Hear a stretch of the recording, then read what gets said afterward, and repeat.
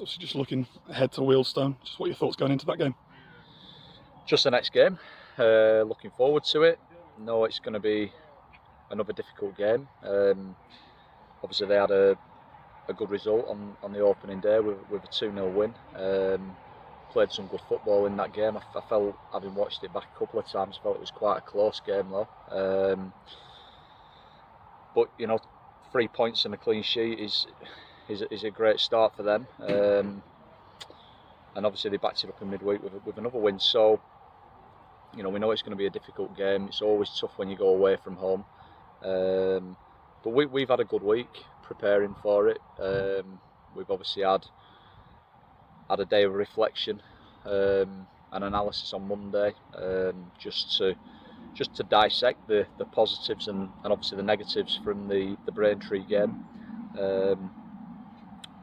But in the remaining sessions that we've had this week, the players have been superb. The work, taking on board the information, the togetherness and the spirit just seems to be getting better and stronger all the time. And it's up to us to go down there on Saturday and put in a good performance and hopefully come away with some points on the board. Of course, obviously a disappointing opening day result for us. How do we recover from that and bounce back? Well, you've got to in football, and that's the beauty of the game, is that there is always another game. I think we are very early in this process. We've brought 10 new players in the summer. I think we had 7 players making the debuts on Saturday at Braintree. So it was naturally going to take a little bit of time. I felt that there was a lot of positives to our play in that game, and we had large spells of control, but just moments we let ourselves down just through failing to deal with the basics of the game, really. Stopping crosses, dealing with crosses, not giving away unnecessary fouls, and obviously not dealing with balls going into your box, not clearing your lines.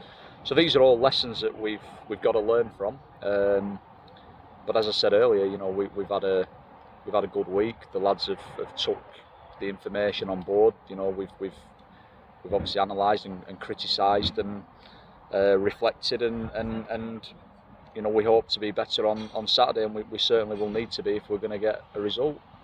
And how have things obviously been this last week in training? Moving in the right direction? Yeah, very good. Listen, one thing I can never really fault this group of being is poor in training. I think that the day-to-day attitude and application and competitiveness and quality of the work that the players have been doing has been very good. And that's probably why there were so many positive aspects to our game last week. But if you make mistakes and you'll have lapses of concentration at this level, then you're going to get punished, and that's what we saw at Braintree. But I'm confident that we'll keep on growing the more time that we spend together as a group, and the more that the individuals get to familiarise themselves with one another, and we build them relationships on the pitch and that understanding, which is really important. So it's great, the work that we're putting in here every day on the training ground, but ultimately we're judged on results, and we've got to obviously take the many things that we're working on and looking at day-to-day in training into match days, and if we do that, then I'm sure we'll be absolutely fine. Of course, obviously we've got a number of long-term ones, but how are we looking on the injury front as well? Well, we don't seem to be blessed with luck for whatever reason at Halifax Town, and we've obviously got the long-term ones, which is like it is what it is. But you only have to look at some of those long-termers, and you think that they will certainly make us stronger when they're back. Obviously, for us to lose Flo, that was a massive blow as well. To lose him in that Curzon game, because he's a top player, and he's the type of player you probably need in games like we had last week, where you've got so much control, so much dominance, so much territory. You need players with that little bit of flair and that can just do something out of nothing to maybe just unlock a door or just get you back in the game. So to miss him you know, as well, in addition to Will and Joe and Max,